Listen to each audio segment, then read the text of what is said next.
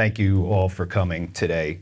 And thanks, as always, to the East Brunswick Museum. My family owes a huge debt of gratitude to the museum for all the work they've done over these many years to preserve the Harold Hoffman collection, and also our family, the James Crawford Tom art collection, too. So the artist James Crawford Tom, collected here in the museum, was grandfather of Harold Hoffman.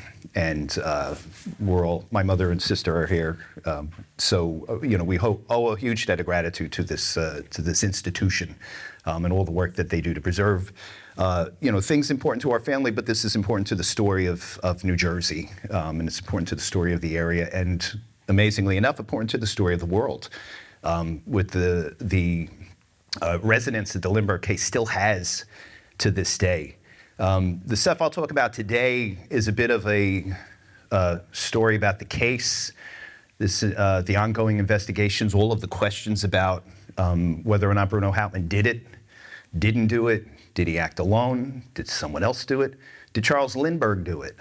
There are as many, seemingly as many answers as there are opinions and speculations about really what happened.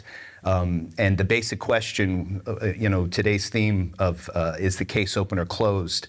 There may be a designation on the case as it relates to a legal definition to say, well, this case is closed. We're not going to try this crime any further all these decades later. But in the court of public opinion, in the court of public consciousness and popular culture, it is still open. It's a very open topic. And part of the story today, too, is a family story. It's a personal story. The story relating to my own experience getting involved in researching the case, which has been present in my life as long as I can remember. So when you do take some time later to visit the Hoffman room towards the back of the museum, many of the artifacts that are in there, the elephant collection, the photos of Harold, there are things that, in my childhood, in our home, we had a portrait of Harold, his official governor's portrait, hanging in the house, and I saw that every day, and I knew who he was. We knew all about the Lindbergh case, and if I was in my grammar school class and we were talking about, on show and tell day, and I discussed about Harold Hoffman, everyone knew that he was the governor during the trial and sentencing phase of the Lindbergh kidnapping. So it's something that is, it's a personal, sort of a family experience. My perspective is a bit different than some of the researchers who come to this case, either from a academic sense or because of the nature of that topic. There are a lot of people who are in the business of researching the Lindbergh case who are in it for the business of researching the Lindbergh case. And that muddies the waters a lot about what is really known versus a lot of the speculation that gets out into the public consciousness and then becomes part of the static that we all have to encounter to try and get through it, to get to really the truth of what happened. So as George mentioned 2 weeks ago, in the New York Times, there was a story about the Lindbergh case. We're coming up on the 100th anniversary in 27 of Lindbergh's flight, his transatlantic flight. And so this case is going to get back into the public consciousness as we get closer to that anniversary. And of course, as many of you know, Charles Lindbergh is a very complex character, right? He's a real person, as we all are. He lived in the times he lived in, but it doesn't necessarily mean that he's a sympathetic character, given the kind of change in our perspective on those times and the history of what had transpired since then. So, one of the loaded terms in the quick intro by George that gets involved in the story too is, you bring up Nazis. Anything and everything that happened between, March 1st, 1932 and today can somehow weave its way into the narrative, the story of this case. So let me jump to how I got involved, though, in becoming actually an active researcher in the case. So growing up, our family, we would pay attention to the many books that were out there, the many authors who were writing on the case. Lloyd Gardner from Rutgers University, so another local personage, had published a very noted book on the case that never dies. And so, we would have interactions with those individuals. We'd go to the discussions. Did Lloyd come here actually to discuss the book? Or, because you saw him wear it. Yeah. I thought he was here. Maybe not. So, we had our finger on the pulse of what was going on as it related to the case. But I really became quite skeptical of one theory after the other really being carried only on speculation rather than any new insights into the evidence, the hard facts of the case as they were known and established. And what is the evidence in the Lindbergh case? It's the baby's body, which was discovered in an advanced state of decomposition a number of weeks after the kidnapping in the woods, not more than just less than a few miles from the Lindbergh estate. Was probably, most likely, in my opinion, definitely murdered on that spot the night of the kidnapping. The burlap sack that the child was found in, the ladder, the famous ladder, is another piece of physical evidence. There was a chisel recovered at the scene. There were some footprints. Interestingly enough, we're talking about Bruno Hauptmann as, did he do it or not? I ask, did he act alone? When the first troopers arrived on the scene after they received the call from the Lindbergh residence that the child was missing, the initial report by the troopers indicated that a pair of prints were seen leaving the area through the mud underneath the window to the nursery. And the ladder was found about 80 feet away from the house into the woods. Not quite woods there, but 80 feet from the house. So on that night, the initial observations were a pair of prints, more than one person. This didn't turn into a story of being one individual until the trial, really, having committed that crime. But we have the gold notes, the ransom money. That's other physical evidence. So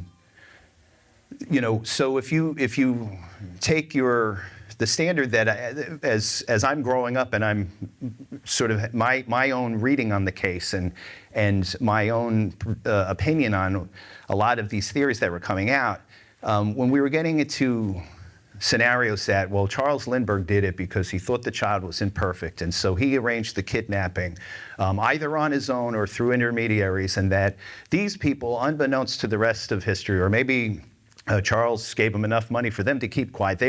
None of these storylines that were starting to command the headlines and really become the narrative of the history of this case, relied upon physical evidence and relied upon the facts of, in reality, someone had to climb that ladder and get that child out of the window. It wasn't until the year 2012 when I encountered a book, and I encountered the book via a PBS Nova special called Who Killed Lindbergh's Baby? So you can watch it on YouTube. The book is called Cemetery John, and it's written by an author, researcher. I consider him the lead researcher in the case, Robert Zorn. He's a very good friend of mine now. I met him as a result of watching that special, reading the book, sending him an email, and saying, I want to talk to you because I think you've got it. It didn't matter what my opinion, essentially didn't matter, because he already had the endorsement of John Douglas, who was the very noted FBI criminal profiler. And if any of you watched Mindhunter on Netflix, that's John Douglas's series. And other noted criminal profilers from the FBI, including Mary Ellen O'Toole. Robert's premise in his theory in his book is that there was a group of 3 individuals who committed this crime, of which one of them was Bruno Hauptmann. Bruno Hauptmann was connected to the crime physically through the possession of gold notes. So there's some physical evidence that ties this individual to the crime.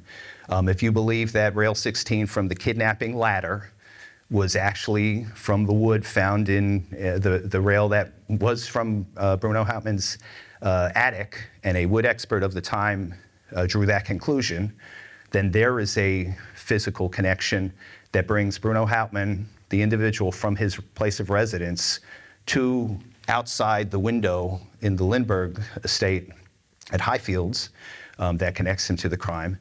So Cemetery John says, well, Bruno Hauptmann is just one of three individuals.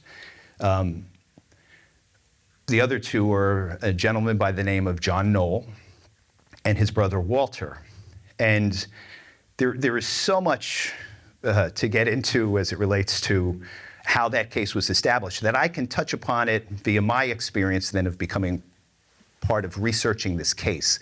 But I really urge everyone to watch that Nova special. That's the easiest way to start on this angle of the case. And then you can read the Cemetery John book afterwards. Or if you want to read the book first, watch the video, or do them simultaneously, or listen to the audiobook. It was a major release. So I get in touch with Robert Zorn, and we meet, and we begin a very productive relationship based on an investigation he and his father initiated that basically ties John Knoll to the case via a childhood experience of Robert's father, Gene Zorn.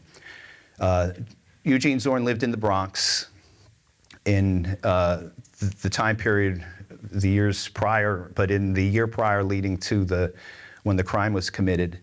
And we know from history that Bruno Hauptmann lived in the Bronx. He lived in other places in Manhattan before he settled in the Bronx. John Knoll, who was a neighbor of Robert Zorn's father, few years older, he was in his 20s. Robert's father at the time was around 15 years old.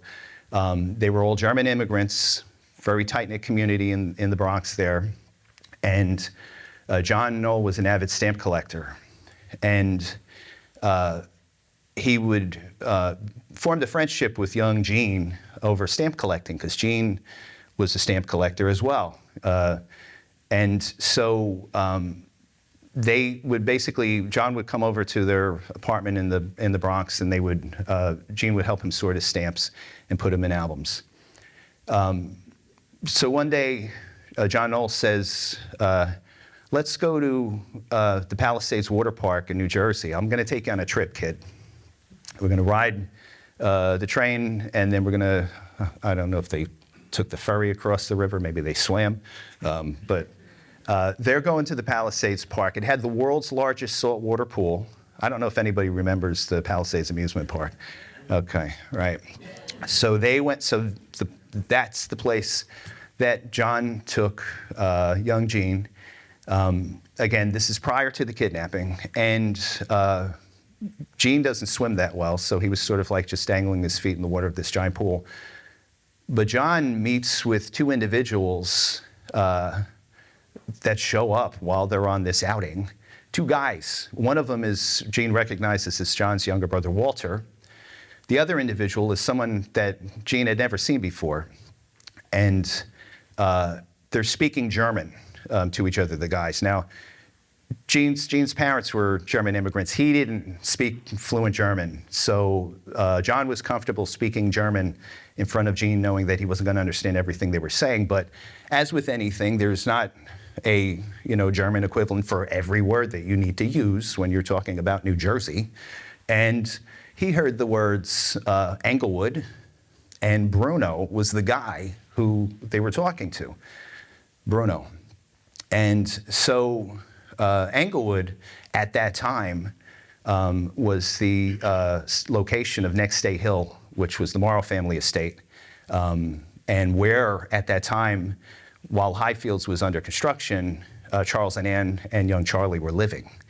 So that was two pieces of pertinent information that this young man observed as a 15-year-old at the Palisades, world's largest saltwater pool in the year prior to the kidnapping.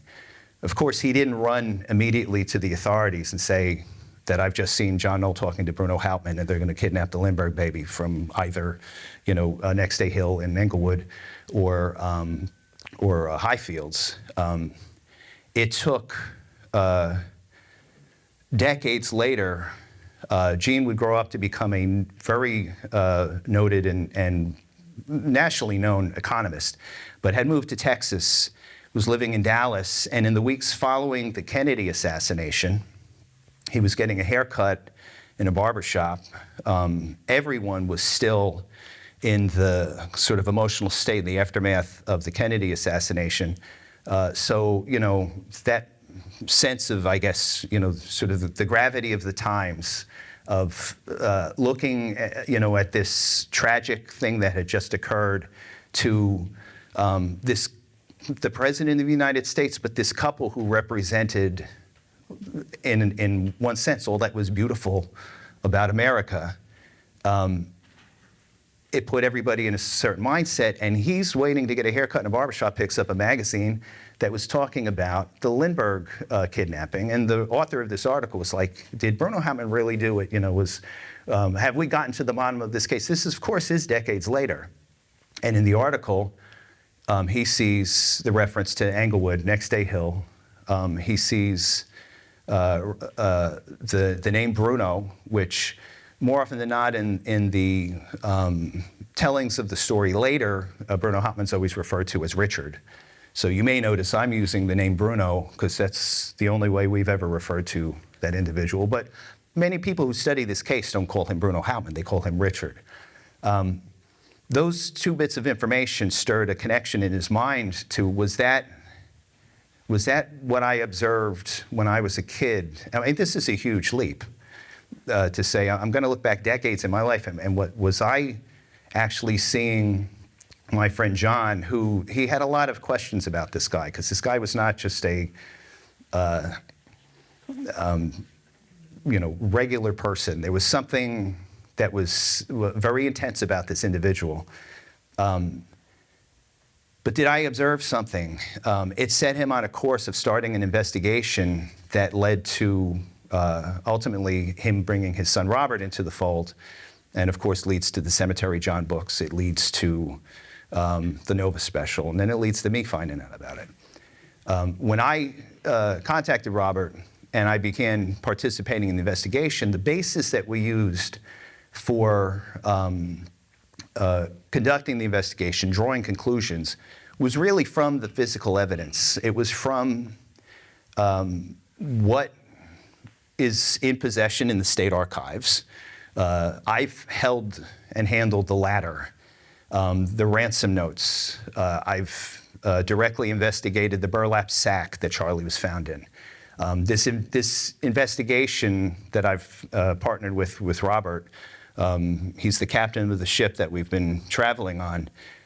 We've met members of the Lindbergh family. I've met Charles Lindbergh's granddaughter, Christina. I've met members of John Knoll's family, people who knew him in life and have some very compelling information that could tie this individual to this crime. But for all the information that's contained in the Nova special and the book, it's guys like John Douglas who looked at this information. It's individuals like Mary Ellen O'Toole who say, this is, if we were drawing up our list of suspects of people who were also involved in this crime, they are on that list. We endorse this. You don't get a PBS Nova special made on something that's purely speculative. You might get a Netflix show out of it. You might get something that is very, pop culture oriented, but not something the caliber of Nova would endorse that.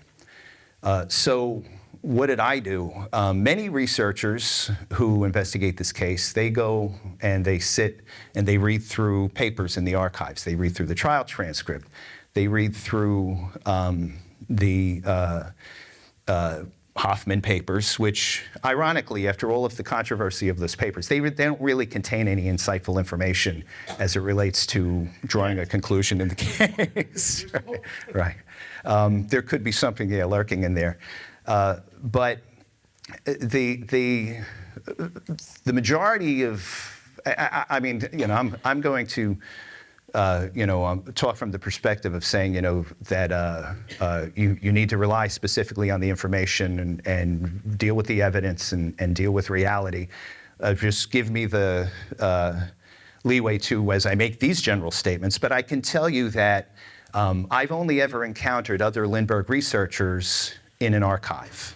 I've never encountered another Lindbergh researcher in the woods behind Highfields when I've been there, or at the murder site where the body was discovered when I've been there. I've never encountered another Lindbergh researcher in John Condon's house in the Bronx before it was gutted and renovated after it had been still owned by the family up until just a few years ago. I've been to Woodlawn Cemetery and St. Raymond's Cemetery, and there's things about, again, the narratives of those stories. When you read from a researcher who is saying that at St. Raymond's Cemetery, so that's the cemetery in the Bronx where it was essentially the second and final meeting between Jaffe, so if anybody's heard of Jaffe, John Condon, who was an intermediary who somehow ended up in the middle of this case, interesting character. He's handing over the ransom money to the kidnappers. And St. Raymond's Cemetery, it was supposed to occur in Woodlawn Cemetery, which is a very famous, and it's the place to be buried if you're part of the rich and famous and stuff. It might still be, I don't know. But that's like the marquee resting place in the Bronx. St. Raymond's is just an out of the way cemetery that becomes your plan B when Condon doesn't show up with the ransom money the first time around. But back to my point of never encountering a researcher, when you read in the books the stories of Condon looks into the cemetery, somebody's calling his name, "Hey doctor," right? "Hey doctor," waving a kerchief at him, a handkerchief, to go across the street and go into this dark cemetery to hand over the money. Unless you're there and you look at the topography of the place and you realize that from the sidewalk, the grade of the ground goes down very many feet to when you get into the main center of the cemetery. And some of the access roads that are there allow for, more than one individual, let's say, to observe the area, and also for a getaway car to be positioned so that the kidnapper or kidnappers can get out of the cemetery with the money before the cops nab them. Well, that's all well and good for me to talk about that, but from the perspective of the kidnapper, if I was just Bruno Hauptmann all on my own, and now I have that same hill, and I want Condon to come down a side road, down this hill where I cannot see Tremont Avenue anymore, where the police could be waiting for me or coming from a different direction, I really wouldn't be a good planner of kidnapping, extortion, and getting away with it. I'd probably get arrested that night because I wouldn't be able to see anybody coming after me until they slapped the cuffs on me. So the world, the physical reality of these places exists. It's important to the story, and it's not something that's part of the narrative if you only study the case at a table in an archive or in a library somewhere. That you really have to be out and get your feet wet, right? Get dirty and get in the woods and get in the mud, climb some ladders and try to figure out how this was really done. So I can say then from that basis that with the research we've conducted, I can commit the crime with the articles that are in the physical evidence. I know if I use that ladder, I know how to get in and out of that window. I know, and I'm saying I, but this is really again, Robert Zorn's the captain of the ship that we're charting through these waters here. We can get the baby out the window in that bag without carrying it in our teeth, which is what the firemen who were trying to basically recreate at the time First of all, when the police tried to recreate it, they broke the ladder, getting up and down the ladder with the child, or a sack filled with the child's body weight, dead weight in that bag. A fireman was able to do it by holding the bag in his teeth and still holding onto the ladder. But I can tell you that I know how to do it. I'm not going to tell you specifically because that's in the next book. So, but the point is that in using the physical evidence, we can commit the crime. And I don't know that there's any other researcher who can do that. The only thing they can say is why it had to have been Charles Lindbergh who did it. Or they sort of dismiss away some of these realities of why, when Bruno Hauptmann was finally nabbed by chance after he passed a $10 gold note, years following the crime too. It wasn't until the kidnapping was in 1932. Bruno Hauptmann wasn't arrested until 34. That was the laws of statistics catching up with Bruno in passing that note and having a bank teller after the gas station where he was getting gas and he pays with a $10 gold note. When that money was turned in from the gas station to be deposited, and they identified that, they only found 1/3 of the money in his house when they investigated. So if he has 1/3 of the money, what did he do with the other 2/3? And the forensics investigations on his spending really accounted for a missing portion of the 1/3 of the money. So he was essentially, you could make the case that he was only ever in possession of 1/3 of the ransom money.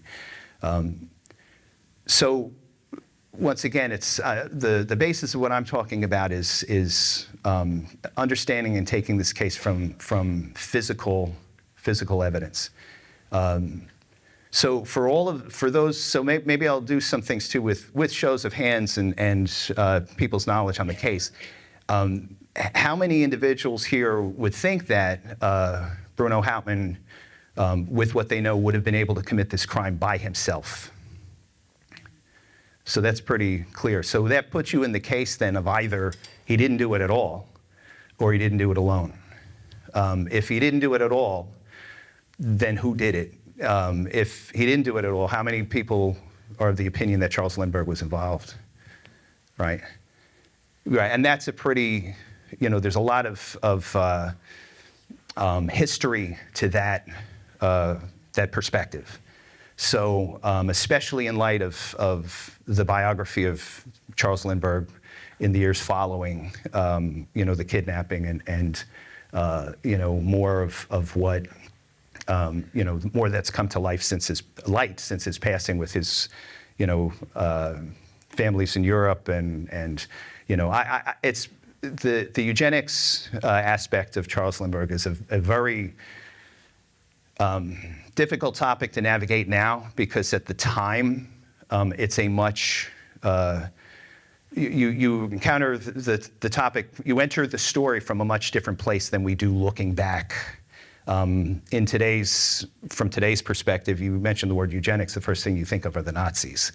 In their day and age, the entry into eugenics was through the English. So it's a very different perspective that then kind of colors that topic as it relates to then Charles Lindbergh's personality and whether or not he had the capacity to do that to his own child. The one thing I can tell you is that I don't believe Charles Lindbergh orchestrated the kidnapping of his child. I don't think it was a murder by accident as a result of him orchestrating the kidnapping of his own child, or that he intended to murder his own child. I don't think he had any involvement in that whatsoever. He was the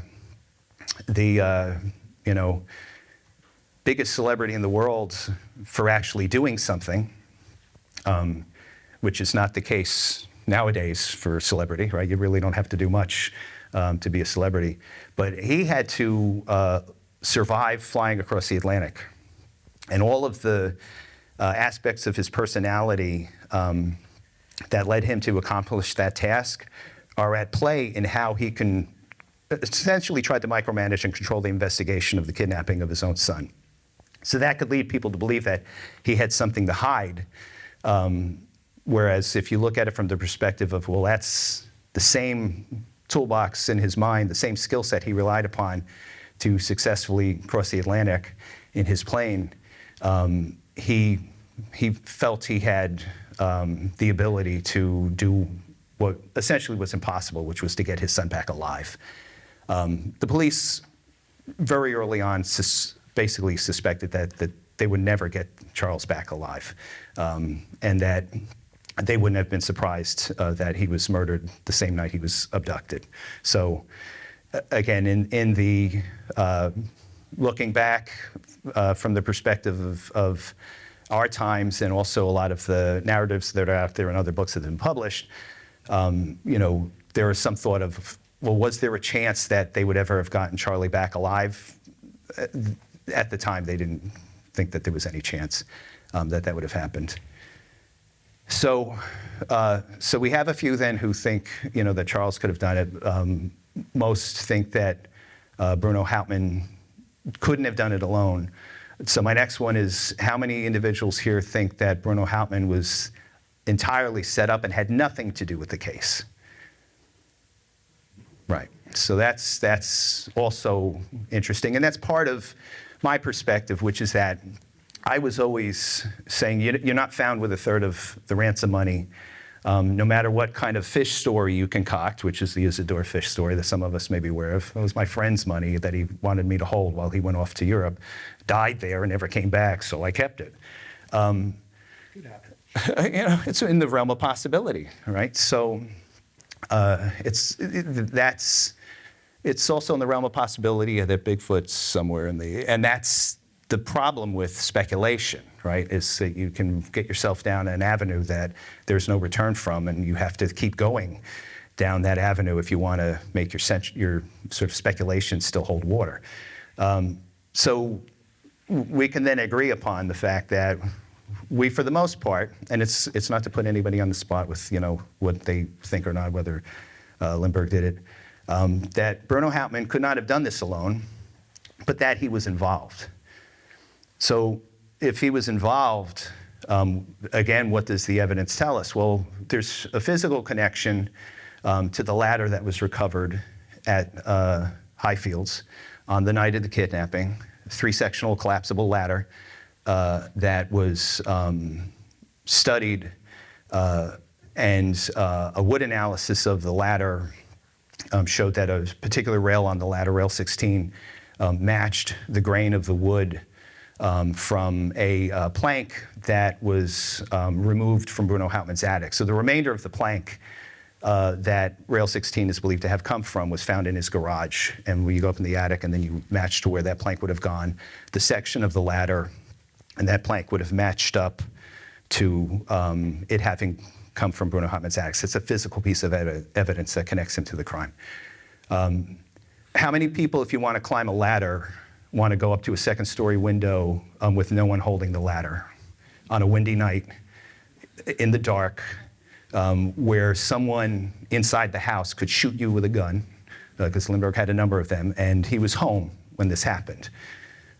So if I was planning, and by the way, once you get in, climbing this so-called, and the ladder is not, it's actually very well designed.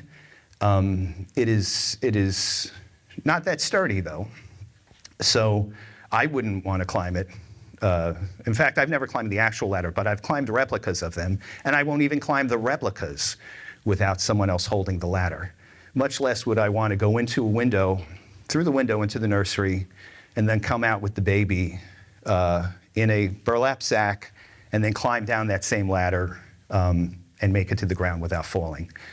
David Wilentz, the prosecutor in the case, he's Attorney General, State Attorney General, he said, well, of course you couldn't get down that ladder with that sack. That's why you dropped it.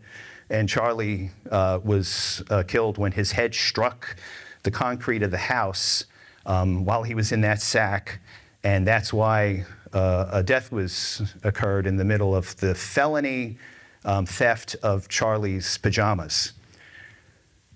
and you may be wondering why I'm talking about Charlie's pajamas. According to the law, the kidnapping and the death at the time in the commission of a kidnapping was not a capital offense, but a death related to a felony theft of property was. And so by the kidnappers removing Charlie from his bedroom that night, they were kidnapping Charlie, but they were stealing his pajamas. And in stealing his pajamas and Charlie dying while his pajamas were being stolen, as long as Charlie's in those pajamas, that is a capital offense. So if I was going to commit this crime or climb that ladder, I wouldn't want to go up and down that ladder with or without the child, without anyone holding it, nor, according to our vote, would anyone here. So we have some more of our own sense of, okay, well, if this Bruno Hauptmann was involved, he at the very least, according to our sense of what we know of the physical evidence and then our own sense of what we would do in the same situation, wouldn't have been doing that on his own. There's parallels, and you have to forgive me, this case is so, the amount of information as it relates to the case, it is too much. Would be a multi-part college course to go through everything. So in essence, I'm jumping around to kind of hit some key points to say that if we're going to draw any conclusions from the discussion today, the main point is to say, let's agree upon, when we do revisit the case, to keep the physical evidence and the story that the evidence tells towards the forefront of our minds, and bump any speculation in these theories up against that. And then the next thing is to say, okay, and based on that physical evidence, let's just do the practical test of what would we do in the real world in that situation. And one of the other parallels I draw to that is the Kennedy assassination. So in the story I'm telling you today, Gene Zorn's getting a haircut in Dallas decades after this experience of seeing John Knoll and his brother Walter at the Palisades pool, the amusement park, meet with a guy named Bruno talking about going off to Englewood. And it's in the aftermath of the Kennedy assassination in Dallas. And by the way, Gene's daughter, Robert's sister, was at Love Field that morning and saw, she was just a few feet away from the president and Jackie Kennedy when they were getting into the car on their way to into Dallas. So this is front row kind of mindset that they're in. In the Kennedy assassination, if you don't believe that Lee Harvey Oswald could have shot 3 shots from a Mannlicher Carcano from that window and hit his targets as he did, then you need to find some place else where the other shots could have come from, because there was definitely not 2 gunmen in the window of the Texas Book Depository. So if Lee Harvey Oswald couldn't do it, there must have been someone in the grassy knoll. Well, if Bruno Hauptmann, and I'm not saying I think there was someone in the grassy knoll, but if Bruno Hauptmann couldn't do it alone, there must have been someone holding the ladder. If there was someone holding the ladder, was it Bruno holding the ladder? Or was it the 2 other guys? John Knoll, the mastermind of this case, going up the ladder to get the kid, and his brother Walter holding the ladder, and Bruno's in the car, and they know where the car was. They had the tire tracks of the car, so they know that the car was at this point on the property, this many feet away from the house, and would have exited the property a certain way if they used the car to escape with the kid. And they had identified those tracks. Why would I say Bruno Hauptmann might be the one in the car, and the other 2 guys that I'm aware of were the ones who were actually doing the kidnapping part? Bruno's the only one who owned a car among the 3 of them. And the description of the car on the night of the kidnapping that was seen on a road called Featherbed Lane, which I've been on, and I have not seen any other Lindbergh researchers on Featherbed Lane when I was on. In fact, I didn't see any other people on Featherbed Lane because it's not, you hear Featherbed Lane, you think it's a nice lane. It's not. It's called Featherbed Lane because it is now it's a hiking path, but at the time, it was essentially a series of ruts between other unpaved roads that Featherbed was in such worse condition than the unpaved roads that, of course, they called it Featherbed Lane, that wound its way around along the southern edge of the Lindbergh property. And there was a farmhouse still there, the Conover farm, the Conover residence, where one of the kids, the young Conover boy, on the night of the kidnapping, saw a car on that road. And you wouldn't be on that road unless you're on that road for a reason, because nobody would want to be on that road because you get stuck on that road. And why would you be there at dusk? And that description of the car he gives matches ultimately the description of Bruno Hauptmann's car later when Bruno's arrested. So Bruno owned the car, and so maybe he was not the guy who even went up and down the ladder. Maybe he was the wheelman.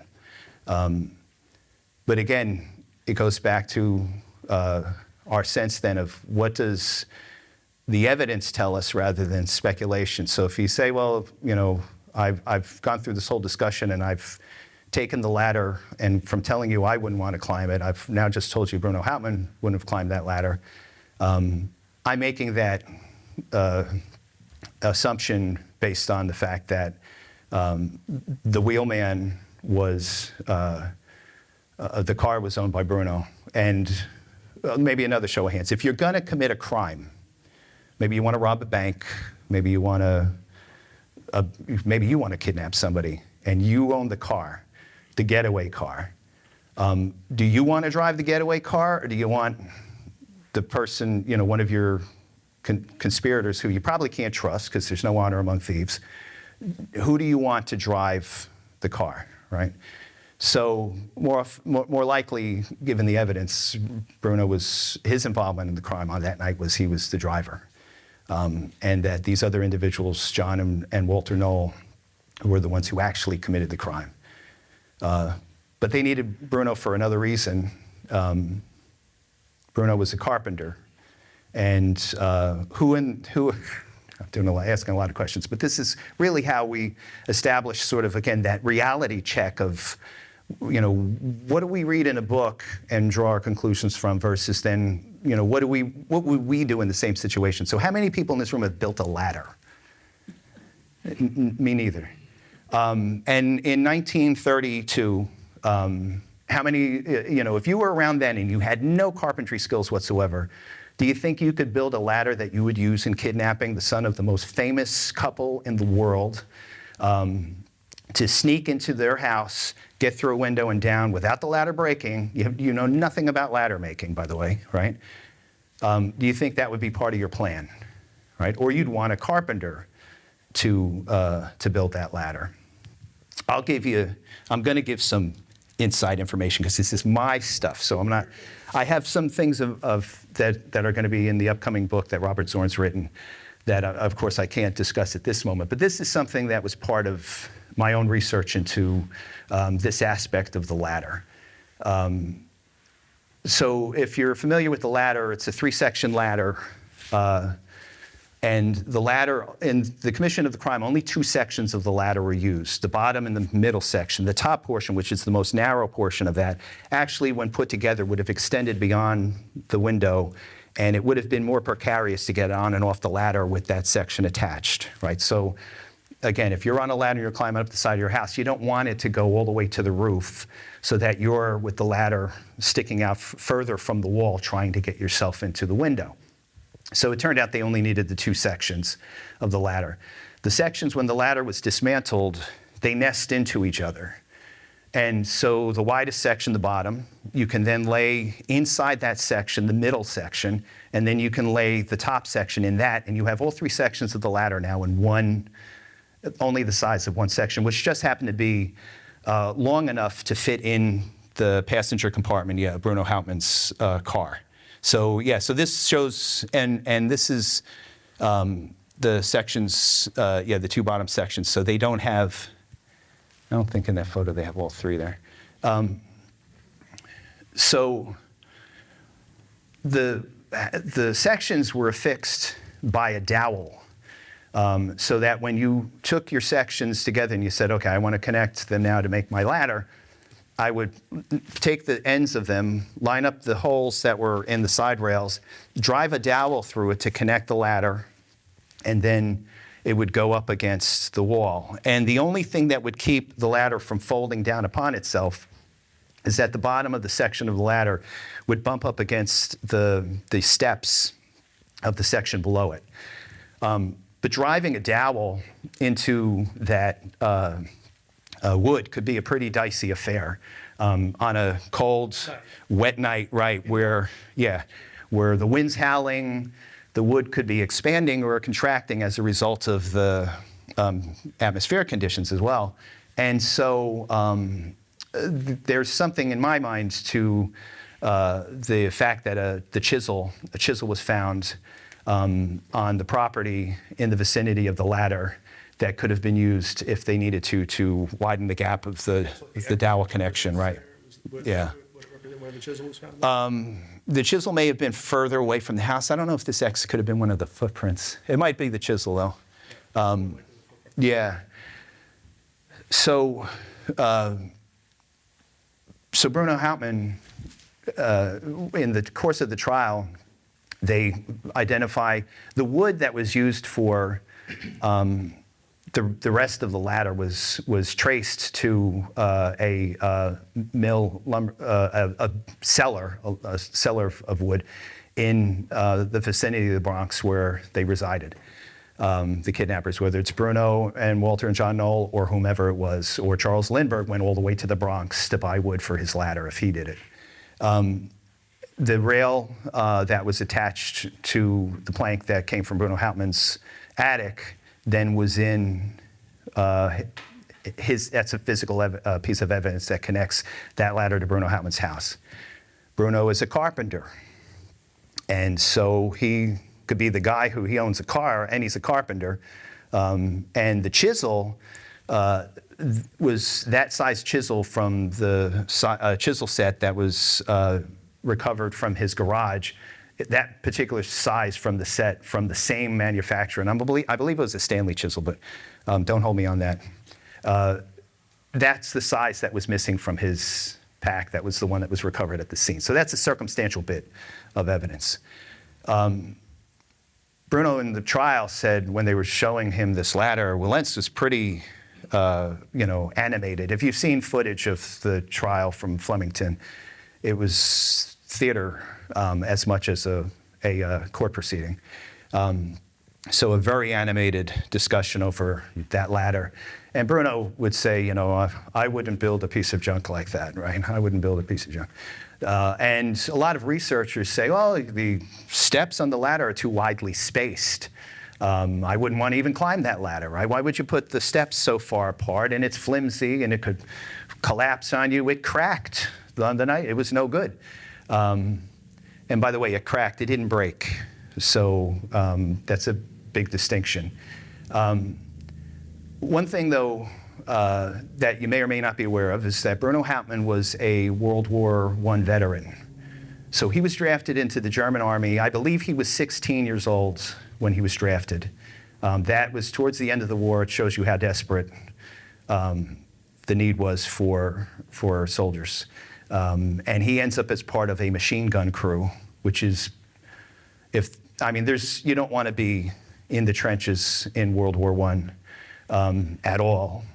But you do not want to be in a machine gun crew either, because that is target number one of artillery. The spotters on either side of the field are going to find the machine gun emplacements and they're going to shell them, because you can't advance out of your trench across grounds when there's machine guns set up. Artillery, somebody's got to do the math, and that's far away, and you can shell people, but guys are going to make it through. The machine guns were what's going to stop the advance of infantry. How did you get out of a trench back then, trenches, you used a trench ladder. And so I encourage some of you to go back into your First World War I history books. You can Google it. Ask AI, ask ChatGPT to look this up for you, and you'll see what kind of crazy image it might send you back. But if you examine the construction of trench ladders and observation ladders that were used at the front in France in the First World War, and you bump them up against the design of the kidnapping ladder, you're going to find some very obvious parallels. There are types of observation ladders that were used that have the same nesting constructions. I have photos of them that use the same nesting construction of the sections and the same dowel constructions to affix the sections together. And when you see a trench ladder, and that's a ladder you want to get up and down quickly, you do not see the steps close together. For the most part, when you're in a trench ladder, you're going one direction on it, up. And so you don't want too many steps, because as soon as you're up, you're being shot at. So you get up that trench ladder as fast as possible, and it's just like when you're running upstairs, right? Do you take every step or do you skip a few? There is a direct correlation in examples of ladder construction that Bruno Hauptmann would have encountered during his service in the First World War from a specific design features that matched the ladder that he constructed that was used in the kidnapping, in the crime. So let's just take the ladder as an example then to establish that Bruno didn't do it alone. He might be calling right now.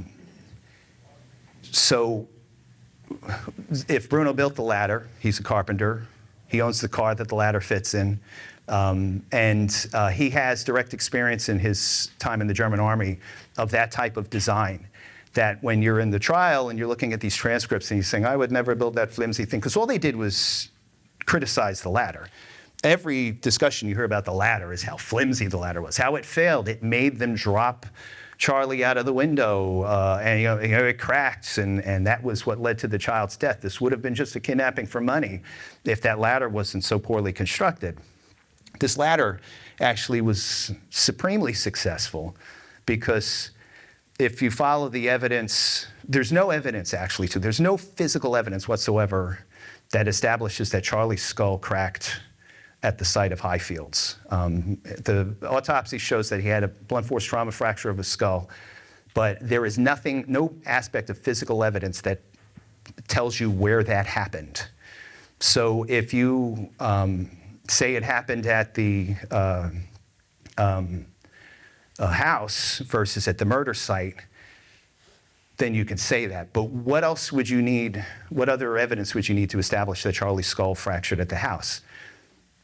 Remember very early on, I said that the troopers who first responded to the call of the kidnapping said they observed a pair of tracks leading away from the house.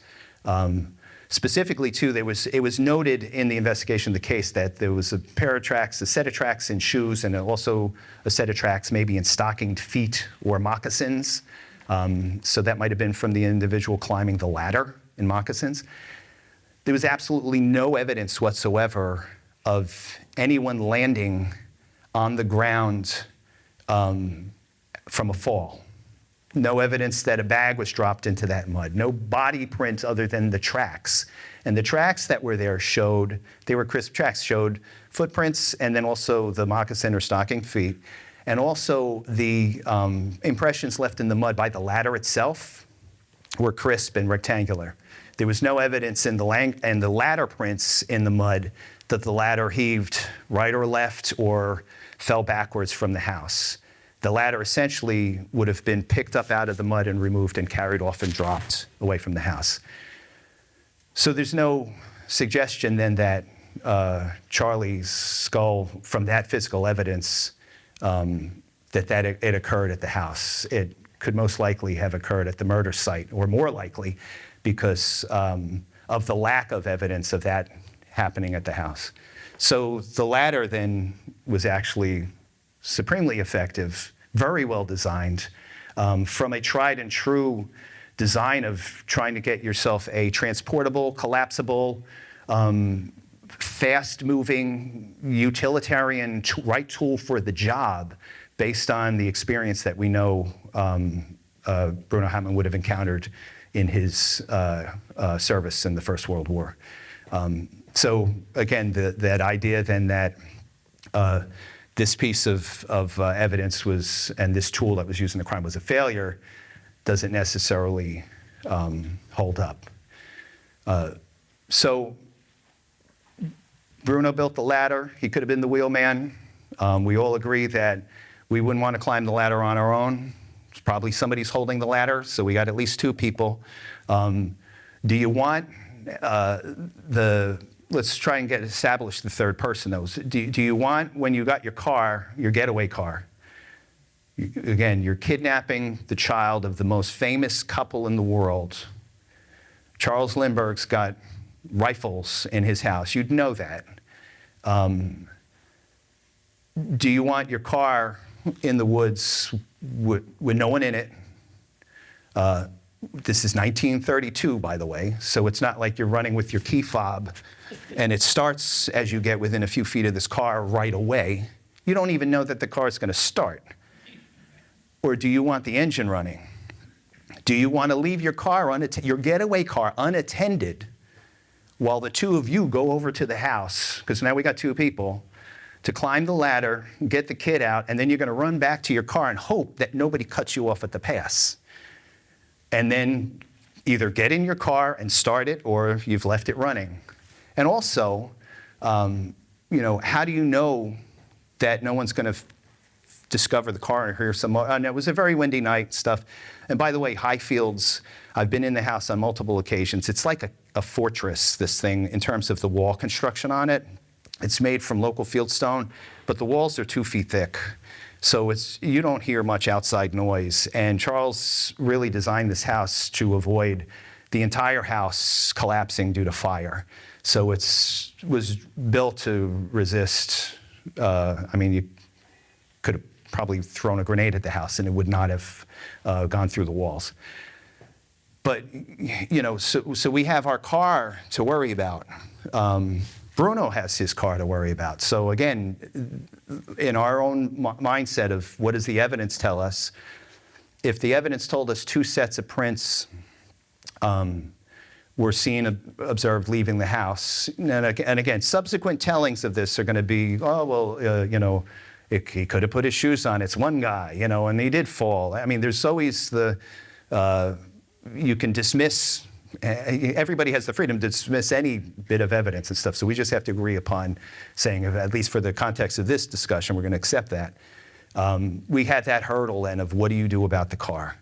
One of the things about the car too is, and by the way, we've retraced the entire path from the Bronx to Highfields to the direction back to New York using maps of the time, driven the approach routes and escape routes numerous times to establish, based on the roads and using those road maps, how you would have navigated. So, again, what to do about the car is a pretty relevant problem to solve in coming up with a plan that's going to succeed. And the best way is to have the wheelman, the guy who owns the car, the guy who made the ladder, be sitting in the car with the engine running, ready to get away while you're running from the house with your ladder and the Lindbergh baby in a bag. And again, if it's one person, did they run and put their shoes on to create the pair of prints? So we have 2 people running from the house, and then we can make that assumption that the car they were running towards is the wheelman was already sitting in there. And again, looking at this from the perspective of the time, we assume today that when we start our cars, we press the button on the key fob, the car's going to start. Or that when we stop, nowadays you stop at a light and your car shuts off and then starts when you hit the gas pedal.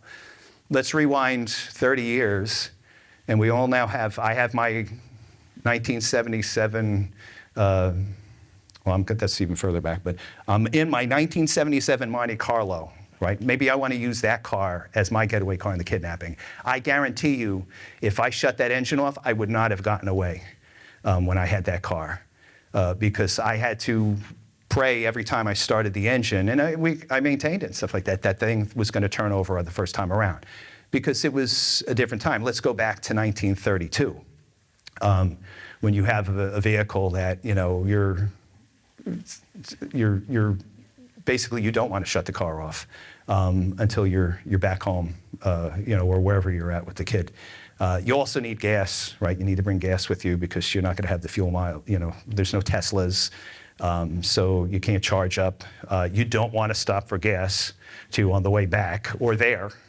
Why? Well, that's how Bruno Hauptmann got caught a couple of years later at a gas station. So, there's a lot of the logistics around that. So I focus now on this experience, saying that if we've talked about the latter and we talked about the physical evidence, how does that tell us whether or not we'd accept that one person committed the crime on their own or not, or if it took two, or, by the way, it tells us it most likely took three to be successful. Do we need four people? No. Do we need two? Maybe, but three's the perfect amount. Three turns out to be the amount of people that Gene Zorn observed in his experience. And again, I urge you to watch. The easiest thing is to watch Who Killed Lindbergh's Baby right on YouTube. It's a PBS Nova special.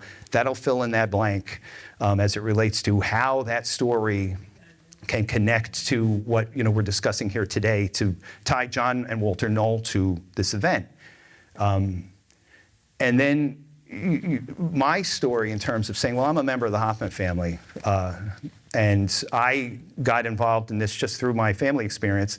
And my experience as a researcher is that I didn't spend my time sitting in an archive. I spent my time out in the field visiting all of the places, the sights and sounds and locations of this crime to reconstruct from the evidence how this could physically be done. And I can walk away from that and say, I know how to commit the crime. And I don't know that too many other researchers can sit down to you and say from A to Z, this is how we could get down from the Bronx or from any starting point to Hopewell, get that kid out of the window, and then get away with it. And it'd take a couple of years before they even get one of our conspirators, through passing the gold note. So let me just switch then, and I'll wrap it up with this perspective of Harold Hoffman. So Harold Hoffman was the governor of the state during from 1935 to 38. The crime had been committed while he was a member of the House of Representatives, but he was also the state Division of Motor Vehicles commissioner. And on the night of the kidnapping, Harold actually did give an order through the Motor Vehicle Commission to set up some roadblocks on the roads around the area in an attempt to try and cut off the escape of the kidnappers. Interestingly enough, in that day and age, there was still some like a little bit of a jurisdiction, or you could say turf war, between the division, or the Motor Vehicle Commission, more specifically, and the state police and also local law enforcement as to who had the authority to enforce traffic laws on the roads. Because as far as the Motor Vehicle Commission was concerned, they're the ones who can write you the tickets. You're in a motor vehicle, right? And you're on a road. So if you're speeding, one of our guys can write you a ticket just as much as a police officer. So, and at that night, Harold took some action to basically order some action on the behalf of the Motor Vehicle Commission to try to secure the roads, in addition to what the local police departments were doing. And the police ultimately had set up a checkpoint at the Holland Tunnel, and another bridge crossing, or the bridge crossing at the time, was the newly opened George Washington Bridge, those ways in and out of Manhattan.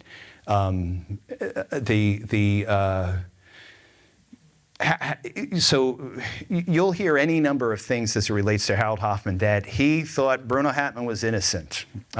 He thought that he was set up, and that the reason why he was conducting his own investigation was not because there was a larger conspiracy, but that Bruno was set up in a patsy, and he had this specific vendetta against the state police and H. Norman Schwarzkopf specifically, to say that the investigation was so bungled it was going to have to be done correctly. And by the way, a person's life is hanging in the balance here, because Bruno Hauptmann ultimately was executed for this crime.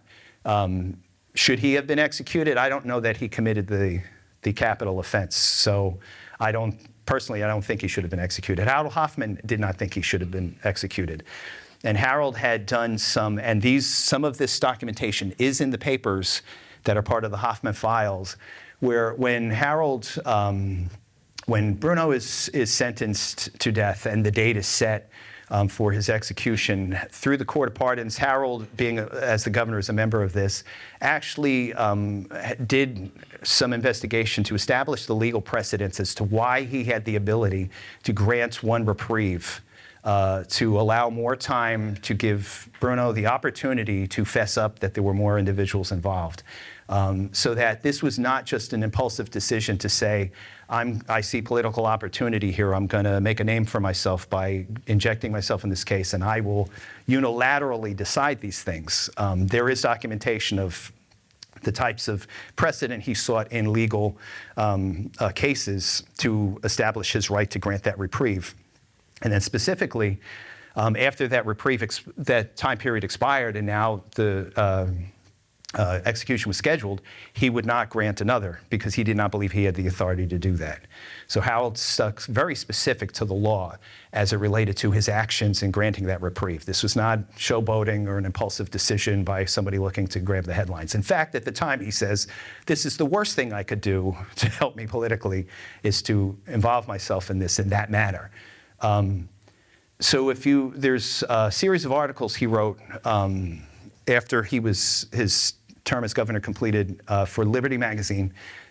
You can find those articles, and if you read, it's initially, I think it might have been 11-part or 13 parts. It's somewhat around the neighborhood of 15 installments, where Harold goes through his experience as governor in the investigation and his opinion on what was happening here and why he was doing what he did to try and establish that there were individuals beyond Bruno Hauptmann who committed this crime. So if you take Harold Hoffman at his word, via even the Liberty articles, he does not say in that magazine that Bruno Hauptmann was set up, that he did not do it at all. He said that he believes he did do it, but that he was not the only one, and that our race, there is no compelling reason to execute this individual so quickly, to lose our only opportunity, to allow time to be the factor that will break this person's resolve to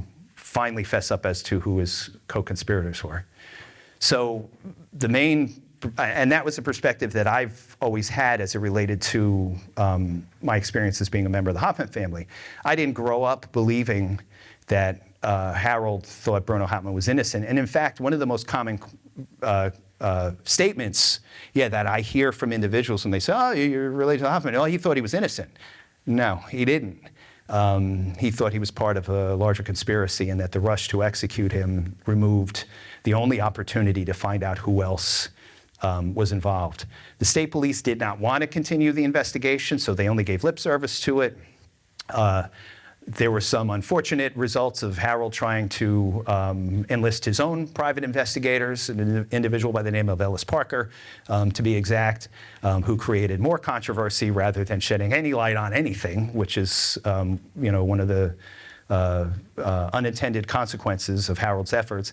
But I can say that if I'm said to you many times today that I've never encountered another Lindbergh researcher out in the woods or on a ladder or in any of those places, if I was in the attic of Bruno Hauptmann's apartment or house that he was renting in the Bronx, I would have encountered Harold Hoffman, because he did climb up in that attic to see for himself as to whether or not the ladder was, that plank really did come from the attic.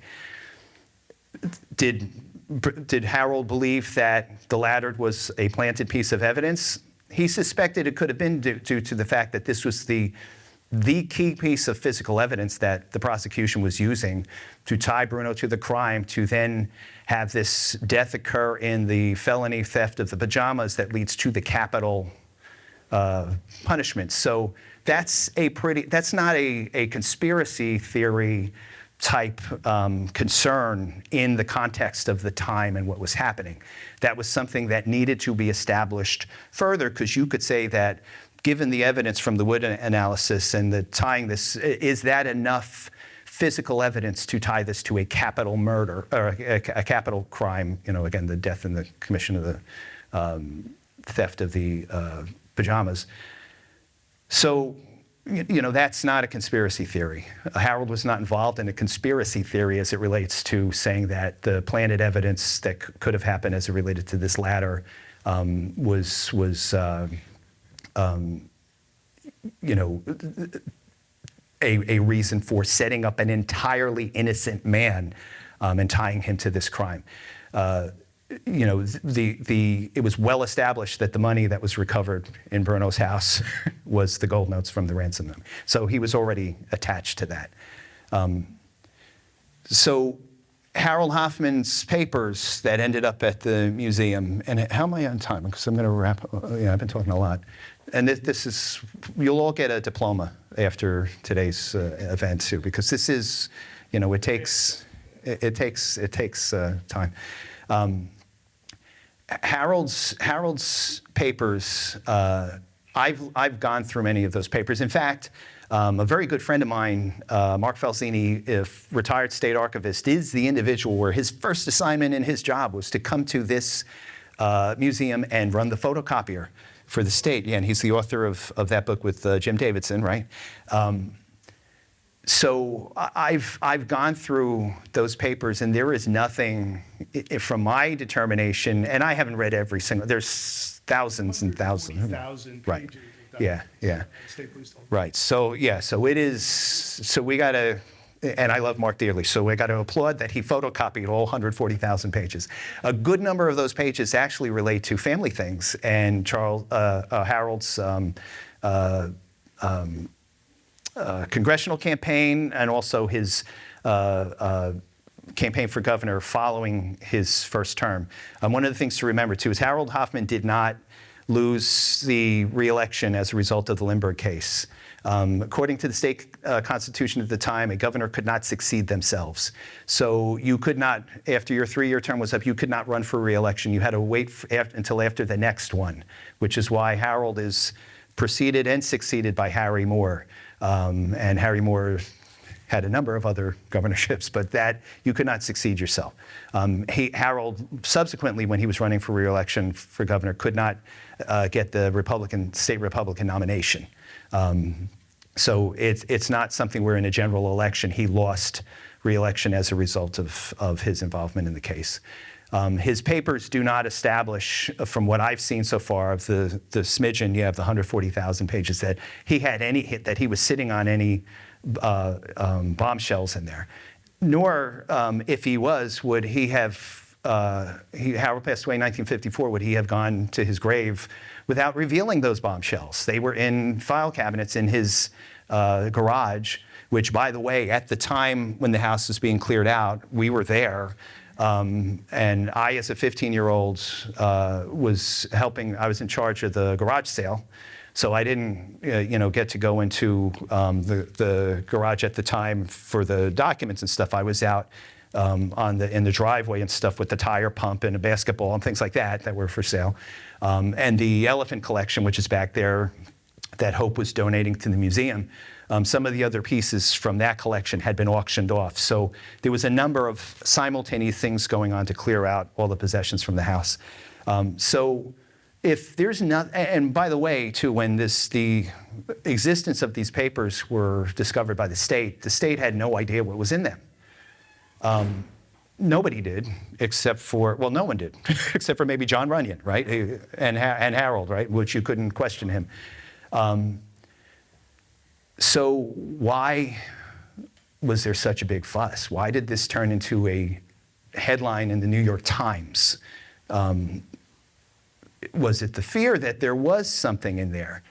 And from some of the feedback that I've received from talking to other individuals who were involved in research on this is not something I directly researched myself, but the storyline of how David Wilentz all those years later became aware of the existence of those papers and was a driving force behind the state police going to retrieve these shows, though, that the potential, just the mere potential for something being in there that could become a distraction in the headlines against the narrative of the case that had been established and add further to the static of what was out there, it was important enough for them to say, we can't just let these papers be, it's going to be crazy on the basis of this being state property, because these papers were generated during his term, which not all of them were, by the way.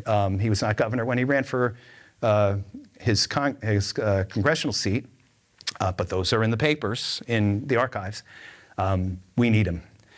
So open or closed, the case is probably, it's open. I feel, based on the research that I've done and what we'll continue to reveal in the coming years, that we can close it to the sense of expanding a verifiable, evidence-based conclusion that a conspiracy of 3 individuals, as initially introduced in Robert Zorn's book, Cemetery John, of John Walter Knoll, those 2 brothers, and Bruno Hauptmann, were involved in the planning and commission of this crime.